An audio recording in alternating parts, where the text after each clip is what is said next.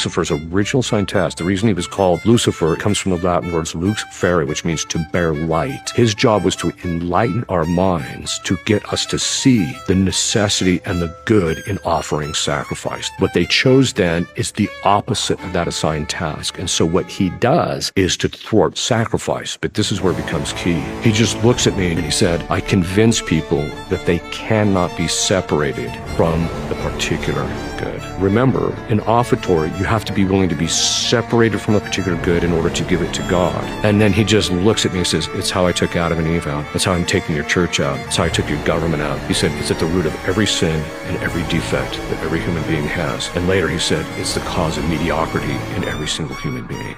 How many angels are there? We don't know the exact number, obviously, but we know they're in the order of billions. Each person was created for their own guardian angel. That being the case, the number of human beings that's generally speculated to have lived is 20 billion, and there's 9 choirs of angels. So that means just in that lowest rank, just one subset is 20 billion. But there's more angels that also were given other jobs, and so it's literally in the billions. That entire hierarchy of angels was created instantaneously, all at once. Were our souls all created at once? They're created at the time of your conception. So human beings, there's an ongoing creation in relationship to their souls, but angels, the totality of them were created all at once.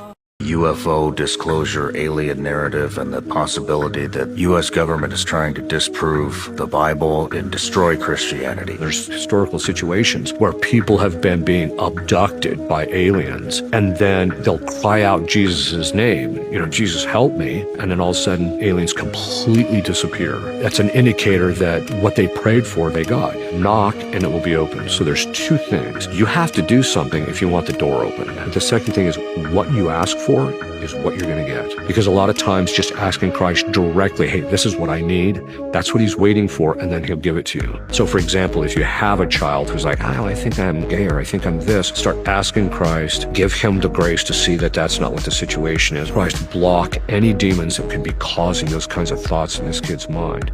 Over a decade ago, I had a attempt. I was hammered, blacked out, don't remember how I got home. I don't remember doing this. I reclined my seat in my garage with the car running. And when I woke up in the morning, my entire townhome smelled like gasoline. Ran downstairs, saw my pistol on the couch, a pistol that I don't carry every day. I go out to my garage. I thought, holy shit, there's a fire in there or something. Made the decision that if I open the door, I'm probably going to get blown to smithereens because all the fresh oxygen's going to rush in and blow me away. I went in the garage and I saw my Audi with the seat reclined. The car was still running, and it was so hot in there that the gas tank melted. It was dripping fire out of the gas tank onto the exhaust muffler. I shouldn't be here. Do you think that was a guardian angel? Was that God that intervened? Yeah, a lot of times they'll actually do that. Why is Christianity the only religion in the world that is acceptable to disparage? If you talk bad about Islam, you're a bigot. If you talk about Judaism, it is the ultimate no-no. Why are Christians accepting this? We're conditioned to actually believe that when Christ said turn the other cheek, that we just let people get away with whatever they want. And that's not actually the case. We have an obligation to fight for and to protect the glory of Christ himself. It's being ripped out of government. It's being ripped out of schools. Many people are offended if you even bring it up in school. However, we're forced to comply with LGBTQ, Islam. They're all accepted except Christianity. We have to be willing to wield the axe. When we give in to these people, we're giving in to their hypocrisy. Because these people say, well, you're offensive to me. What you believe is offensive to me. Well, so is what you believe is offensive to me, and I think it's offensive to God. Do you think this is just going to continue to get worse? I do.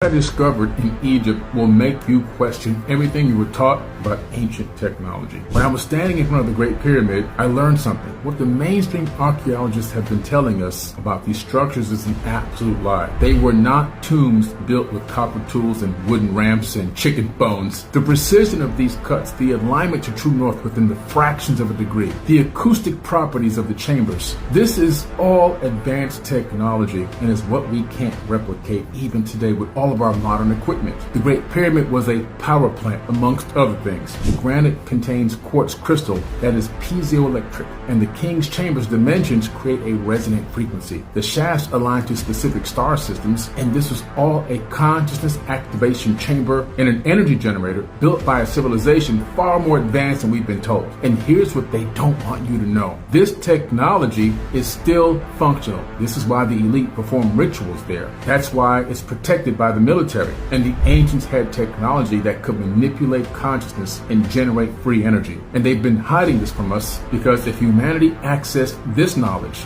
these frequencies, we would no longer be controllable. The truth is carved in stone, and I'm bringing it to you. Antarctica. There's a huge opening about 30 meters wide, and whatever they're studying is in that hole. Buzz Aldrin went down there, and he was down there because all these leaders of the world had gone down there as well. Buzz put out a tweet, and in this tweet he says, we're facing the ultimate evil down here. When he said these people are evil, was he talking about the people doing the research or the people inside the cave? To me, he was alluding to the people inside that cave with that hole in the ice. Then I had a meeting with Major Ed Dames. He was the head of the CIA Project Stargate. He's former CIA intelligence. How did he gain intelligence? Through remote viewing. He disclosed something to me that was mind-blowing. He said, have you remote viewed Antarctica? And he said, let me tell you something. There are people down there that have the ability to come and go as they please, and no country in the world can stop them. He said, but they're down there. There's something going on out there that has to do with something bad. It ain't good. Andromedans tell you that the Alpha Draconians are here now. Where? There are 1,833 of them that have been living underground between 100 and 200 miles beneath the surface. They've been here, some of them have been here a long, long time. They have lifespans that are thousands of years. They're carnivorous. They are not friendly to mankind, at least the ones that are here. Are you saying carnivorous, they eat humans? Yes. And they won't eat a dead human. It has to be alive at the time of the killing. Their preference is children. You know, and we've been told, you shouldn't talk about that. You know, other people say, well, you better not talk about the reptilians. Well, you know, bull. You know, why not? According to the Andromedans, they're responsible for 31,712 children disappearing in the last 25 years from the United States. These children were food. And I'm supposed to just shut up and not say anything about it because people don't want to hear it? That's tough. That's tough. You know, Westchester County, in the last 5 years, 3,000 children in Westchester County, New York, have vanished without a trace. Where are they going? Why are we allowing this to happen? And why should people stay in denial about it? Now, how are they able to do this? How are they able to? How are they able to? How are they able to do it? How are they able to come up out of this from underground and do it, or do they have? There are tunneling systems everywhere. They're being helped by the Greys, and also there are groups within the higher echelon that are actually helping them acquire this. So human beings are abducting the kids and getting them to the Greys, who in turn give them to the Alpha Draconians? That's right. That's part of the deal. They won't come up as long as we feed them down there. You understand? It's about human beings selling themselves out. The echelon attitude here, the needs of the few outweigh the needs of humanity. And sorry, that just isn't right. You know, but it's going to have to be humanity that's going to rise up and take the stand. You're just going to have to turn off your televisions. They're going to have to get in their car. They're going to have to fire everybody in Washington, D.C. that knows and does nothing. And they're going to have to do something. You know, this apathy's got to end. Otherwise, the way we live is going to end. Period. I mean, that's the bottom line.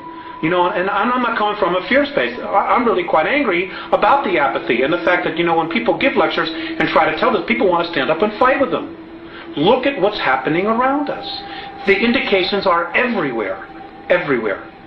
The truth is now an obscure thing. You know, the lie is the norm. There's something wrong here. What's wrong with this picture? Rothschild Zionism. Anti-Zionism is not anti-Semitism, not that anti-Semitism means what we think it does. Zionism is not about Jewish people. It is a political system, a political philosophy. At its core, it is a secret society putting its agents in places of power. How many people know this? How many Jewish people around the world are protesting, have organizations created to protest against Zionism? Zionism and Judaism are diametrically opposed. Zionism is state-organized terror. How many times do we see this in the newspapers? Never. End of Zionism equals peace. Israel, stop killing Palestinians. I am Jewish and I want that. We condemn any Zionist aggression against Iran. I thought every Jewish person in the world wanted to bomb Iran. That's what the media seem to give us an indication about. Demonization comes from Rothschild Zionism. Rothschild dynasty created Israel. It paid for the first people out of Europe to go and people Israel after the war. It paid for the building of the Knesset. It paid for the building of the Supreme Court building with all its Illuminati symbols all over it. And some of the people who've broken out of the family, I quote one of them in my book, have actually said, Israel is not the homeland of Jewish people, it is the fiefdom of the Rothschild dynasty. And Rothschild Zionism has been used via Israel to devastate, slaughter, torture an entire nation of human beings, while claiming to be against terrorism. This is the dictionary definition of genocide: the systematic and widespread extermination or attempted extermination of an entire national, racial, religious or ethnic group. Never can what is happening in Palestine and Gaza have been described so accurately. More and more people killed through war, killed through bombing attacks, killed through shootings, killed through lack of food and adequate medical care. Gaza, the most crowded piece of land on earth, is little more, ironically, than a concentration camp. And the world looks on. This is 2000, we're in 2010 now. It's much smaller than that. What was I saying? The systematic and widespread extermination or attempted extermination of an entire national, racial, religious or ethnic group. And I say to these Rothschild Zionists, don't you bloody dare talk about racism of others when you are behind this. It's an elephant in the bloody living room, and people are terrified of going there because they're terrified of being called racist and anti-Semitic and all that. They'll call you anti-Semitic. I don't give a shit. I don't give a shit. Why did the world's richest man choose this costume? They say it's just a Halloween outfit, but some believe the symbols on it might reveal his true plan. On his chest, you can see the head of Baphomet, associated with Satanism. On his back, a symbol resembling an inverted cross. What if this isn't just a game, but a hint about whom he serves? And this might only be the beginning. Have you ever thought about his possible obsession with the letter X? Twitter became X. Rockets are SpaceX. His car company is Model X. Could this be more than just branding? Could it be a secret code? Theorists point to numerology, where X can represent the number 6. 3 projects, 3 X's. That becomes 666. Can this be dismissed as a simple coincidence? So, what could his true goal be? According to this theory, it's about total control. It's assumed his Neuralink chip might one day influence consciousness. His robots, millions of which he wants to create, could, as some fear, replace humanity. That begs the question, is he building a bright future or a digital concentration camp? This is just the hint I can give here.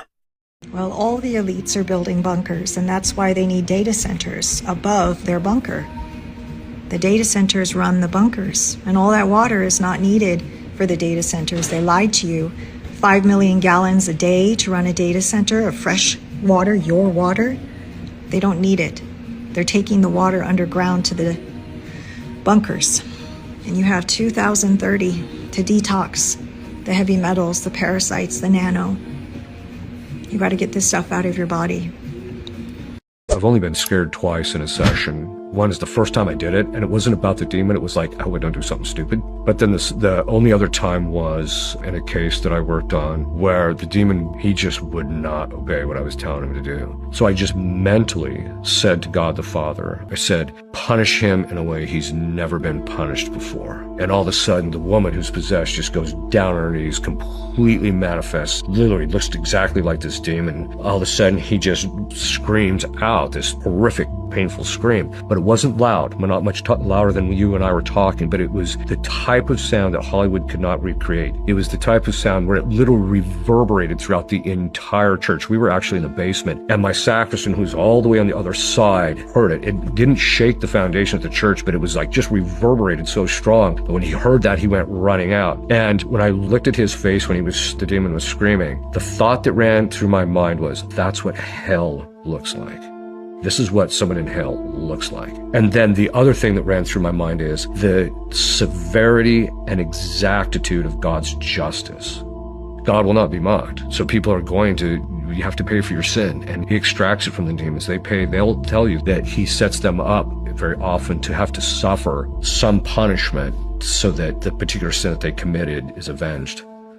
Can you describe what that looks like? The demon manifesting itself in its true form. What did that look like? This was Beelzebub, so her face completely morphed. This woman turned into the facial structure of a man. The jaws literally extend out like this, and the eyes go narrow. Because Beelzebub's the demon of impurity, the eyes go bloodshot, which is an indicator that people who suffer from lust don't see reality for what it is, but the eyes went completely bloodshot. The head narrowed, and then her complexion, as I mentioned, turns into that. But then there's a change in color to where it's a color that no human being can replicate. The authors refer to it as cherry wood, which is this brown red color that looks like someone who is literally in the middle of a fire burning. And then of course there is the burnt look around the various facial features, so that there's this darkness or blackness. And then of course the body gets bulkier in size. What's the recovery period look like? Strangely enough, there's only certain kinds of affliction that the demons, when they manifest, that the person actually has to recover from. Most of the things like that, the person doesn't feel anything, or they don't have to have any recovery. They come out feeling normal and things turn back to their natural shape and they don't have anything to recover from. What is the meaning behind all these strange bruises under the eyes of billionaires and politicians and celebrities? And why is this something the public isn't supposed to know? 2012, Robert Downey Jr. There was no official explanation for his bruise. That same year, he received an unprecedented $50 million salary for his role in the Avengers. For comparison, he was only paid $500,000 for his previous role as Iron Man. Elon Musk, a bruise appeared in May 2025. The official excuse, he was just playing with his kids.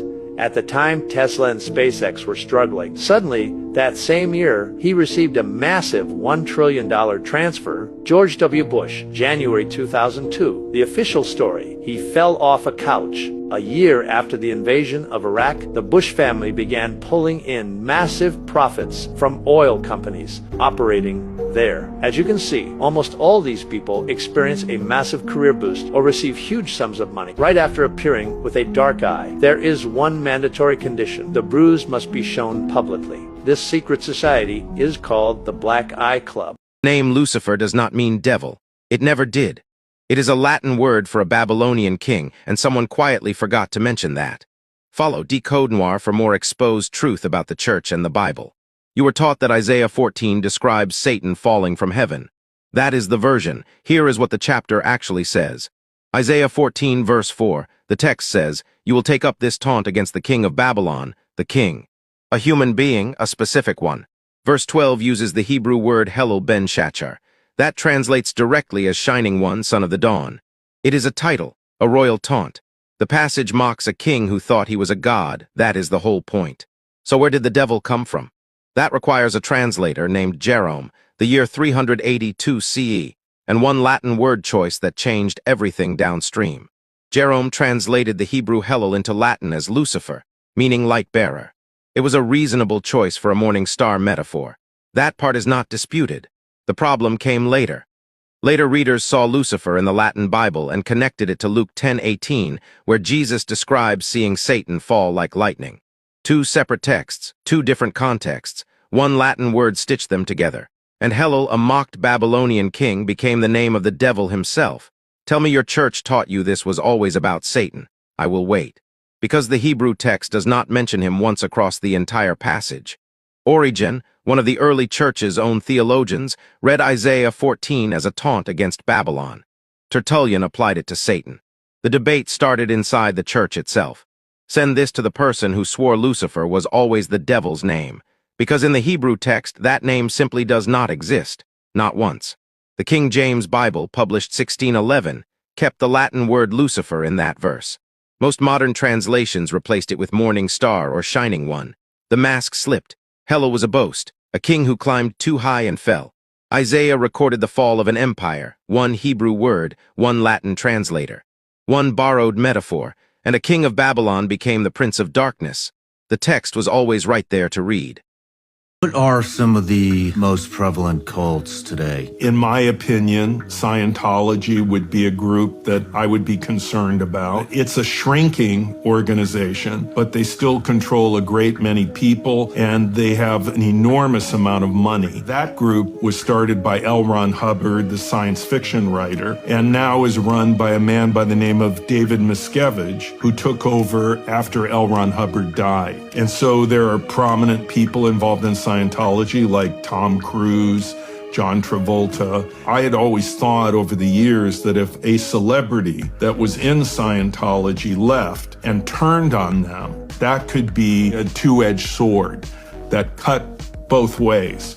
I want to talk about the hollow moon. There's a lot of weird things that have happened with the moon. Like, first of all, the moon is too big to be here. We've never found another system that has this giant moon right next to us like this. We haven't found a moon that has such a perfect orbit like this. During one of the Apollo missions, as a seismic test, they crashed one of the rockets into the moon, and the phrase is, the moon rang like a bell for over an hour. If you set off like seismic charges here to measure sound waves that go through the Earth, as they go through the Earth, they slow down. The moon, they don't do that. The sound waves sped up and started to bounce all around in there. In one of the moon craters, I think it's the Aristarchus crater, there's this blue glowing light that just appears from time to time and then goes away. And then you've had people who have seen pictures, like I've talked about Carl Wolf. He's called in to fix some imaging equipment at NASA. He sees another young guy and he's like, oh, Carl, you gotta see this. He's like, what am I looking at? This is the backside of the moon. There's like cities there and stuff. Carl, unfortunately, was met with an untimely death. He got hit by a car when he was riding his bike. So we don't know much more from Carl. Let's dive into the giants. Giants are in every culture's history. Ancient Indian Vedas, Native Americans, Island of Malta, Epic of Gilgamesh, and the Bible, of course. Giants is tricky because we don't have any hard evidence, but we have a lot of circumstantial evidence. The most recent would probably be late 19th century, where you just have these discoveries all over America. Amateur archaeologists finding giant bones. But the mainstream narrative is giants were cool at the time, it was hoaxes, and it was just to make money. There's one giant story that's interesting because it overlaps several native cultures, where you've got in like the Mississippi Valley these Indian myths about these giants that are cannibals. They get driven west by the tribes into like Nevada and California, and they end up at what's known as Lovelock Cave, and they seal the cave and they set fire to the whole place. And an archaeologist goes in there and finds sandals that are like size 29 and these giant clothes and bones and red hair. So those were sent to the Smithsonian, and then it kind of disappeared, and that was kind of the end of it.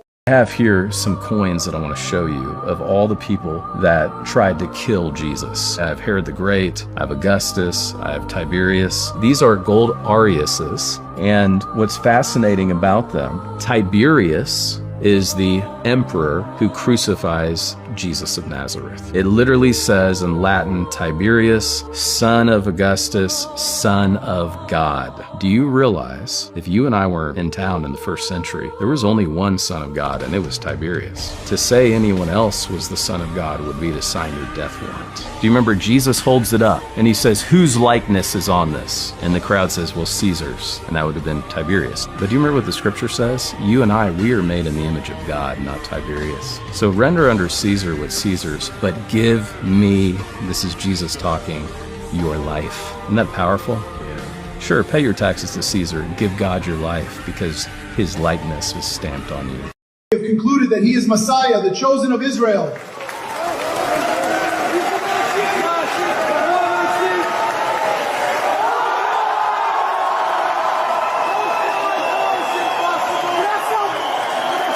Does the final battle look like? The human beings' morals will implode so badly, and there'll be wars and rumors of wars and all this other stuff to such a degree. At that point, the Antichrist shows up and presents himself as the solution to human beings' problems, and he gains significant control over the human population. When he shows up on the scene, then there's kind of stages that actually start to happen. There's still battling that's kind of going on a spiritual level, but then Enoch and Elijah show up. They're put to death by the Antichrist. Then at a certain point, St. Michael shows up. He battles with the Antichrist, but he doesn't actually put the Antichrist to death. And in the end, Christ is the one who shows up and puts the Antichrist to death.